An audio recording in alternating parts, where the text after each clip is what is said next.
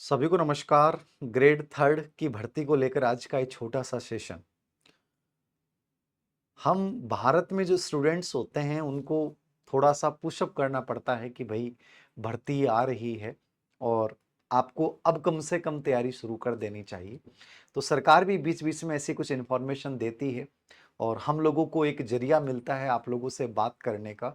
तो आज का सेशन केवल एकमात्र जरिया है उन बच्चों के लिए जो कहीं ना कहीं ढीले पड़ रहे थे या उलझे हुए थे या इस गर्मी में लू की मार से दुबके दुबके कहीं ना कहीं सिसक रहे थे। उन बच्चों को एक हिम्मत देने का कि आपको करना है, वैकेंसी जल्दी आ रही है। ग्रेड थर्ड की 10,000 भर्ती की जो बजट में घोषणा थी उसको लेकर अभी एक मॉनिटरिंग मीटिंग हुई थी और उसमें एक तय किया गया कि 31 मई से पहले ये जो इन्फॉर्मेशन आप लोग देख रहे हैं इस पे काफी वीडियो बन गए होंगे मेरे अनुसार। तो ये जो इन्फॉर्मेशन थी कि शिक्षा विभाग में शिक्षकों के 10,000 पद हेतु 31/5/2025 तक एक विज्ञप्ति निकालने की इसके अंतर्गत बातचीत की गई ही है। मतलब 31 मई से पहले संभावित रूप से विज्ञप्ति आ जाएगी। विज्ञप्ति की इंफॉर्मेशन आना भी एक प्रकार से एक स्ट्रेस क्रिएट करता है और जो बच्चा एकदम निष्क्रिय सा हो जाता है वापस से एक्टिव होता है कि सर ग्रेड थर्ड की मुझे करनी है। अब बात आती है कि सर बहुत सारे सवाल आप लोगों के आए हैं, मैं 4 से 5 बिंदुओं पे मुख्य रूप से बात करूंगा जो बड़ी सार्थक होंगी आप लोगों के लिए। कि सर ये 10,000 पदों की भर्ती है, क्या ये 10,000 पद ही रहेंगे या पद बढ़ेंगे? क्योंकि 10,000 पद तो बहुत कम है, क्योंकि अभी तक हमने भर्तियां देखी हैं 50,000 की, 40,000 की, 30,000 की। ये पहली बार है राजस्थान में कि ग्रेड थर्ड की भर्ती वो मात्र 10,000 पदों पे आ रही है। 10,000 पदों पे तो मैं नहीं कहूंगा, क्योंकि इसके साथ आप ये देखना कि ये जो संस्कृत विभाग की पहले जो 1 साल से चर्चित चल रहा था, उस नियम संशोधन के बाद ये संस्कृत विभाग के भी लगभग 2528 नॉन टीएसपी और टीएसपी के 231 पद, ठीक है ना। तो लगभग ये आप ये मान के चलिए कि ये 12,500 के आसपास भर्ती होगी टोटल। संस्कृत विभाग और सामान्य शिक्षा विभाग दोनों को मिला के ये भर्ती आएगी। तो इतनी कम तो नहीं कहूंगा मैं, लेकिन चूंकि हमने पहले भर्तियां देखी इसलिए हमें लगता है कि सर बहुत कम वैकेंसियां हैं। तो कम वाला भाव रखोगे तो तैयारी नहीं कर पाओगे। समझ रहे हो कि सर वैकेंसी बहुत कम है, क्योंकि यूट्यूब पे बहुत सारे कहेंगे ये तो इतनी है, इसमें तो क्या ही होना है, ये हो जाएगा वो हो जाएगा। तो देखो ये चीजें दिमाग में रखकर तुम तैयारी करोगे तो तुम सिलेक्शन की दौड़ में शामिल नहीं हो सकते। तुम्हें एक ही विचार रखना है कि मेरे पास और ऑप्शन नहीं है और मुझे ग्रेड थर्ड करनी है। तो 5,000 पद हों चाहे 200 पद हों चाहे 10,000 पद हों, मुझे तो इन्हीं में स्ट्रगल करना है और अपना बेहतरीन देना है। सिलेक्शन का दिमाग में मत लाना और ना ही कभी घोषणा करना कि सर मेरा हो जाएगा। मैं तो एक ही बात कहता हूं कि जब इंसान अपना बेहतरीन देता है तो परिणाम अपने आप सामने आ जाता है। तो ये जो 12,500 पद हैं इनमें आप अपना बेहतरीन देने का प्रयास कीजिए, ऑटोमेटिक जो है वो सब बढ़िया हो जाएगा। तनाव लेंगे तो कोई समाधान नहीं है इन चीजों को लेकर। फिर मेरे पास सवाल आया कि सर ग्रेड थर्ड मान लीजिए अगले साल है, तो क्या उससे पहले कोई भर्तियां बीच में आ रही हूं हमें करनी चाहिए क्या? जिनके लिए बेरोजगारी बड़ा मुद्दा है और हर हाल में नौकरी लगनी है, तो बीच में आप ऐसे चांस ले सकते हैं कि जैसे ग्रेड फोर्थ है, तो ग्रेड फोर्थ है आप आराम से ले सकते हैं ग्रेड फोर्थ को लेकर कि ठीक है सितंबर में एग्जाम होना है और राजस्थान जी के इसके माध्यम से तैयार हो ही जाएगा, क्योंकि ग्रेड थर्ड का भी एक बहुत बड़ा पार्ट है। तो मैं इसको अच्छे से दे लेता हूँ। और जिसको लगता है कि नहीं सर फोर्थ ग्रेड करनी नहीं है, मैंने कई बार ऐसे बच्चों को भी देखा है जिन्होंने ये तय कर लिया कि हमें बीएड नहीं करनी है, हमें असिस्टेंट प्रोफेसर बनना है, और वो बने। तो वो आपकी इच्छा शक्ति कितनी मजबूत है उस पर डिपेंड करेगा। यदि आपके मन में ये है कि सर मैं बन सकता हूं, मुझे ग्रेड थर्ड के अलावा देखना ही नहीं है, तो फिर ना इधर देखिए ना उधर देखिए, किधर भी मत देखिए। सिर्फ और सिर्फ आप ये सोचिए कि मुझे ग्रेड थर्ड को बहुत अच्छे से करना है, बाकी विचार दिमाग में लाना नहीं है। और दूसरा, ये ऑप्शन बुरा नहीं होता है जब कोई जुड़ी हुई भर्ती जिसमें मान लीजिए आप सितंबर तक फ्री हो जाते हैं। अब जैसे ग्रेड सेकंड की आप प्रिपरेशन कर रहे हैं तो आपको ग्रेड सेकंड ही करना है, ग्रेड फर्स्ट की कर रहे हैं तो ग्रेड फर्स्ट ही करना है। क्योंकि ग्रेड थर्ड की जब आप एग्जाम देने जाओगे तो उससे पहले आपको इतना समय मिल जाता है। और विशेष रूप से जो शिक्षक भर्ती होती हैं उनका सिलेबस लगभग एक दूसरे से रिलीवेंट होता है, तो कहीं ना कहीं वो मदद, वो पढ़ा हुआ ज्ञान जो है वो आपके काम आता है। तो आप ग्रेड थर्ड के लिए एलिजिबल हैं कम से कम, तो फिर आपको और चीजों से और ऑप्शन से अपने आप को हटा लेना करना चाहिए और पूरे समर्पण भाव से ग्रेड थर्ड की तैयारी करनी चाहिए। तो ये फोर्थ श्रेणी वाला आप दे सकते हैं, उसके बाद आपको इतना समय मिल जाएगा कि आप कर लेंगे। दूसरा सर कि क्या अध्यापक भर्ती 2026 का सिलेबस सेम रहेगा? निश्चित रूप से मेरे अकॉर्डिंग सिलेबस में कोई बड़ा चेंज आएगा नहीं, और कोई छोटा मोटा सिलेबस में कोई चेंज हो जाता है किसी वजह से, तो आप उसको लेकर इतना अभी से दिमाग में हावी मत कीजिए। वही सब्जेक्ट आपके आने हैं, टीचिंग मेथड आपके आने हैं, राजस्थान जीके पूरा का पूरा आना है, साइकोलॉजी वो आनी है, परिदृश्य के वही टॉपिक आपके आने हैं। तो कोई ज़्यादा इन चीज़ों को लेकर आपको कहीं मन में भ्रमित होने की आवश्यकता नहीं है, मेरे अकॉर्डिंग सेम सिलेबस रहेगा। फिर उसके बाद क्या सर पोस्टें बढ़ेंगी कि नहीं बढ़ेंगी? देखो, दो चीजें हैं। 10,000 पद आपके सामने फिलहाल हैं, और अच्छे पद हैं मेरे अकॉर्डिंग, इतने खराब नहीं है। यदि मन में नकारात्मकता रखोगे तो आपके लिए बहुत कम है, और अन्यथा इतने खराब पद भी नहीं है। फिर भी मैं आपको बताऊं कि ग्रेड थर्ड से सेकंड ग्रेड में अभी इन छुट्टियों में, समर वेकेशन में डीपीसी होनी है, जो कई सालों से नहीं हुई, और लगभग आप मान के चलिए बहुत बड़ी डीपीसी होनी है। तो बहुत सारे पद खाली होंगे, तो सरकार, चूंकि इस भर्ती में बहुत लंबा टाइम है, तो हो सकता है, चूंकि आज के लिए प्रोसेस की जा रही है और 100% पदवर्दी तक का भी प्रस्ताव जो है विचाराधीन है, तो हो सकता है कि ये जो पद हैं 10,000, ये 15,000 हो जाएं, 20,000 हो जाएं। अपन ये मान के चल सकते हैं उम्मीद के साथ कि बढ़ जाएंगे, लेकिन मैं ये नहीं कहूंगा कि 100% बढ़ जाएंगे। आपके सामने तो ये 12,000, जितने भी 12-13,000 जितने भी पद हैं, इनको लेकर आपको टारगेट करना चाहिए कि सर मेरे पास इतने हैं। सर इसमें विशेष शिक्षक के कितने पद आएंगे? देखिए, ये तो विज्ञापन आने के बाद पता चलेगा विशेष शिक्षक के, लेकिन एनईपी 2020 ये कहती है कि कोई भी राज्य सरकार में नई भर्ती जब भी होती है तो विशेष शिक्षा के पद भी निकाले जाएं। तो मुझे लगता है कि कम भले ही आए, लेकिन आने जरूर चाहिए पद को लेकर। तो ये विशेष शिक्षा वाले बच्चों का जवाब हो गया। सर टीचिंग मेथड और रीति विज्ञान, मतलब जिसको टीचिंग मेथड आप बोलते हैं, उसके लिए सर क्या करें? ये सबसे बड़ा सवाल है आप लोगों के लिए। वैसे मैंने कंटेंट पे इससे पहले वीडियो बनाया है, क्योंकि उस समय वो वीडियो बनाया था, उस समय कोई किताबें मार्केट में नहीं थी। यद्यपि अभी किताबें मार्केट में आई हैं, लेकिन टीचिंग मेथड की मैंने इस वीडियो के बनाने से पहले भी और वैसे भी 2-4 किताबें मैंने देखी, तो बहुत ज़्यादा रिलेवेंट मैटर वाली किताब मुझे मिली नहीं मार्केट में। फिर भी आपको मैं ये कहूँगा कि टीचिंग मेथड के लिए जो आप रीट के लिए जो आपने पार्ट पढ़ा है, एक बार तो वो पढ़ लीजिए। और विशेष रूप से इसमें जो प्रश्न आते हैं वो पीवाईक्यू बेस्ड है, सिलेक्टेड मैटर है। अनावश्यक कंटेंट इसमें पढ़ना नहीं होता है, बहुत ज़्यादा मैटर नहीं है, तो इसको लेकर आप इस सवाल को बड़ा हावी मत बनाइए।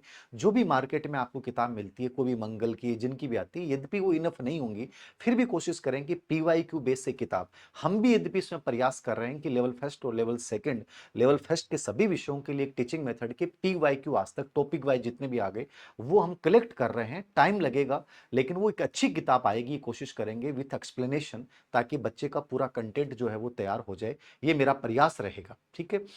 रही शैक्षिक परिदृश्य की बात, तो शैक्षिक परिदृश्य पे मेरे अनुसार खैर मुझे बड़ाई तो नहीं करनी चाहिए, लेकिन मैं ये कहूंगा कि जो अभी अवनी की किताब आई है, मेरे कोडिंग मार्केट में आप कोई भी किताब से कंपेयर कर लीजिएगा, बहुत बेहतरीन कंटेंट है। और ये लेटेस्ट कंटेंट है, सबसे बड़ी बात है। जितने भी भारत सरकार की योजनाएं हैं, जैसे आपके रेट में प्रश्न आ गया ध्रुव श्री वाला योजना, वो सब हमने डाला है। विद्याश्री वाला, पिछली बार उल्लास योजना पे प्रश्न आया, मैंने देखा मार्केट में जो गाइडेंस शैक्षिक परिदृश्य आ रही थी उनमें उल्लास का जिक्र ही नहीं था। तो हमने हर चीज को, एफएलएन नया चर्चित है तो एफएलएन को पूरा डाला है। आरटी 2009 के जितने भी संशोधन हो गए, 12, 17, 19, 24, इन सबको डिफरेंटली डाला है, मतलब पूरा कंप्लीटली। और इस किताब को तैयार करने में शिक्षा विभाग के ही मेरे एक बहुत अच्छे को राइटर एम आर बहादुर सर ने बड़ा योगदान दिया है। तो इस कंटेंट को बहुत बेहतरीन तरीके से तैयार किया गया। तो मेरे अकॉर्डिंग जो है परिदृश्य को लेकर तो आपको कम से कम इस किताब के अलावा और किताब देखने की जरूरत नहीं है। ये परिदृश्य वाली किताब आप ले लीजिएगा, हर टॉपिक वाइज इसमें क्वेश्चंस डाले हैं और लास्ट में पीवाईक्यू डाले हैं। कंप्लीट पैटर्न को फॉलो किया गया है कि लास्ट ईयर में जहां से प्रश्न पूछे गए वो सब बिंदु पूछे जाएं। जैसे आरटी 2009 में से शुरुआती बिंदु से बहुत प्रश्न पूछे गए, तो आरटी 2009 का जो बेस है ना, वो मैंने ऐसा बनाया है कि इसमें पूरा बेस, चाहे कैसा भी बेसिक प्रश्न आ जाए, उससे बाहर नहीं आना चाहिए। तो कोशिश ये की गई परिदृश्य की आप पढ़ लें, ऐसा ही प्रयास टीचिंग मेथड को लेकर रहेगा। फिर पूछा आपने सर कि कौन सा पार्ट ऐसा जिसको हम बहुत गहराई से पढ़े। देखो, गहराई वाले पार्ट के लिए मैंने आपको पहले ही बोला है, आप ये चीज दिमाग में भी रखें, ये सवाल किसी और से करना भी नहीं चाहिए, धीर सिंह सर से भी नहीं करना चाहिए। आप सिलेबस निकाल लिया आपने, लास्ट ईयर के पेपर जरूर देखो और ये देखो कि कौन से पार्ट में सबसे अच्छे प्रश्न आए। जैसे परिदृश्य में बहुत अच्छे प्रश्न आए, साइकोलॉजी में बहुत अच्छे प्रश्न आए, ठीक है, राजस्थान ज्योग्राफी पे अच्छे प्रश्न पूछे गए, कला संस्कृति पे अच्छे प्रश्न पूछे गए। तो ये वो पार्ट्स हैं जिनको आपको बहुत अच्छे से तैयार करना चाहिए। जहां तक सब्जेक्ट आपका होता है, जैसे लेवल सेकंड में सब्जेक्ट होता है, तो हमेशा वो राजस्थान बोर्ड की बुक्स बेस होता है। तो आप राजस्थान बोर्ड की बुक्स को तो अपना बेस बनाइए ही, प्लस कोई एक अच्छी गाइड यदि मार्केट में होती है। और गाइड हमेशा याद रखें कि पहले अपना कंटेंट तैयार कीजिए, उसके खुद के शॉर्ट नोट्स बनाइए और उसमें फिर दो तीन चीजें मिश्रित कीजिए कि ये क्या मैटर इनफ है क्या। पहले अपना मैटर अच्छे से संजो लें कि यार ये इस पार्ट के लिए मुझे ये मैटर पढ़ना है, इसके अलावा देखना ही नहीं है। दिमाग में कंफ्यूजन नहीं रखना कि 2 महीने बाद सर मैटर चेंज कर दूंगा, 4 महीने बाद मैटर चेंज कर दूंगा, नहीं। एक बार पहला काम आपका ये होना चाहिए कि सिलेबस का प्रिंट आउट आपने अपने रूम में लगाया, उस सिलेबस के प्रिंट आउट के अकॉर्डिंग जो टॉपिक है उससे रिलेवेंट कंटेंट एकत्रित करो और उसके ही अपने नोट्स बनाओ, उसमें कुछ चीजें ऐड कर लो। एक कोई भी गाइड के रूप में आप रख सकते हो और उसके पीवाईक्यू एक फाइल बना लो। कोशिश करो कि आज ही मार्केट में जाके एक दो फाइल लेके आओ आप, जिसमें आपका सिलेबस का प्रिंट आउट हो, जिसमें पीवाईक्यू का प्रिंट आउट हो, ठीक है, जैसे मैं हमेशा रखता हूं। और कोशिश करो कि अब हर टॉपिक वाइज आपका एक बढ़िया नोट्स तैयार हो जाए, जिसको ही आपको रिवाइज करना है। फिर भटकना नहीं है कि सर आज उस टेलीग्राम पे पीडीएफ आ गई, आज उस टेलीग्राम पे पीडीएफ आ गई, उन सर ने कहा कि हर फ्री में ये कर लो, फ्री में ये ले लो। देखो इनसे कुछ नहीं होना है। पहला प्रयास एक अच्छे मैटर को संयोजित करना, पीवाईक्यू को एकत्रित करना और ये देखना कि किस पार्ट में से कैसे प्रश्न आते हैं, कौन सा गहराई वाला पार्ट है, किसको। जैसे पिछली बार कंप्यूटर पे प्रश्न बहुत अच्छे आए, तो कंप्यूटर पे प्रश्न कहां से आए, 9th क्लास 10th क्लास की जो सूचना प्रौद्योगिकी के आधार है वहां से पूछे गए जीटीज, अप्लाइड बेस्ड प्रश्न पूछे गए। तो आपको कंप्यूटर को पढ़ने का तरीका वही हो जाना चाहिए कि कंप्यूटर की कौन सी गाइड लेके आए। आप पिछली बार कंप्यूटर गाइड सब फेल हो गई, क्योंकि प्रश्न जो आए ना वो क्या है, अप्लाइड बेस्ड। तो आपको देखना है कौन सा टॉपिक अप्लाइड बेस्ड होता है, कौन सा टॉपिक ऐसा होता है जो नॉर्मल होता है। तो ये थोड़ा सा जब आप पीवाईक्यू देखेंगे और सिलेबस को सामने रखेंगे तो आपको खुद ही आइडिया लग जाएगा कि ये पार्ट बहुत गहराई वाला है और इस पार्ट को नॉर्मली पढ़ा जा सकता है। तो मैं जो ये बातें बोल रहा हूं ये केवल सुनिए मत, इनको फॉलो कीजिए, इनको व्यवहार में लेके आइए।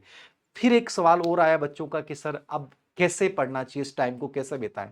देखो जिनका ग्रेड थर्ड लक्ष्य है, मैंने कह दिया सिलेबस, नोट्स, एक गाइड, पीवाईक्यू। कोशिश कीजिए कि जुलाई तक एक बार पूरे सिलेबस को रिवाइज कर लो। जुलाई के बाद आप कोई एक टेस्ट सीरीज ज्वाइन कीजिए जब सिलेबस आपका पूरा कंप्लीट हो गया हो। उससे पहले टेस्ट सीरीज ज्वाइन करने की आवश्यकता नहीं। हम भी पीजीबी प्रोग्राम की जो थर्ड ग्रेड की टेस्ट सीरीज है वो इसी प्रकार ऑनलाइन ऑफलाइन इसी प्रकार जारी करेंगे कि जुलाई के बाद हम जारी करेंगे, जिससे बच्चों को आइडिया लगेगा कि मैंने सिलेबस पढ़ लिया है। अब मुझे देखना है कि इस टॉपिक में से मेरे कितने परसेंट गलत हो रहे हैं, कितने सही हो रहे हैं। यदि मेरा कंटेंट कमजोर है तो मुझे उस कंटेंट को अपडेट करना है, इस कंटेंट में चीजें लेके आनी है। वो एक ओरिजिनल होगा, रियल आधारित होगा, क्योंकि हम खुद टेस्ट बनाते हैं, कोई कंटेंट राइटर से टेस्ट नहीं तैयार करवाते। तो वो कोशिश करें कि आप कोई भी कोचिंग की टेस्ट सीरीज या कोई भी अच्छे टीचर की टेस्ट सीरीज आप उसके बाद ज्वाइन करें जब आपका सिलेबस एक या दो बार हो चुका हो, और उस आधार पे अपने कंटेंट में नए परिवर्तन करो, अपडेट करो, परिमार्जित करो, बेहतरीन बनाओ और सोशल मीडिया का कम से कम यूज करो। ये आप इस समय का सबसे बेहतरीन प्रयोग कर सकते हो।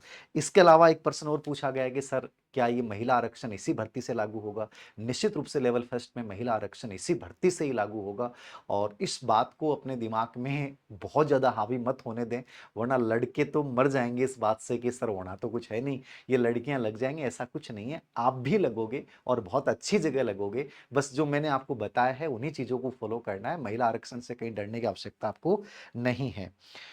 उसके बाद जीके का बता दिया मैंने, साइकोलॉजी का बता दिया, शैक्षिक परिदृश्य का बता, टीचिंग मेथड को लेकर मैंने बता दिया है। बाकी जो रिट मेंस वाला वो ये टीचिंग मेथड एक ऐसा पार्ट होता है जिसका बहुत ज़्यादा कंटेंट एकत्रित नहीं करना होता है, बस टॉपिक की समझ होनी चाहिए और उस टॉपिक से रिलेवेंट यदि पीवाईक्यू होते हैं तो आप आराम से कर सकते हो। इसके लिए कोई बहुत ज़्यादा किताबें एकत्रित नहीं करनी होती हैं और बहुत ज़्यादा कन्फ्यूजन भी मत पालो। जो भी कंटेंट आपके पास है उसी पे विश्वास कर लो और अच्छे से तैयार कर लो। यदि आप ऑफलाइन कोचिंग कर रहे हैं तो उस कोचिंग के नोट्स ये देख लो कि पीवाईक्यू बेस आ रहे हैं कि नहीं आ रहे हैं। नहीं आ रहे हैं तो छोड़ दो, ठीक है। ऑनलाइन जब भी कोई कंटेंट ले रहे हो, जैसे मान लीजिए आप मेरा ले रहे हो, हमारा जीके का ले रहे हो या साइकोलॉजी का ले रहे हो, परिदृश्य का ले रहे हो, आपको लग रहा है कि यार ये सही पढ़ा रहा है, टॉपिक वाइज है, कंटेंट वाइज है, एग्जाम पैटर्न है, टू द पॉइंट बात है, तो आप लीजिए। वो आप खुद देख लीजिए कि और जो ले चुके हैं उन बच्चों से पूछ सकते हैं। बट हर व्यक्ति से आप ये राय लेंगे कि सर क्या पढ़ें, क्या नहीं करें, तो उतना ही ज़्यादा कन्फ्यूज़न हो जाएगा। बेस्ट यही है, जहाँ भी पढ़ रहे हैं, जैसे भी पढ़ रहे हैं, समय का सदुपयोग कीजिए।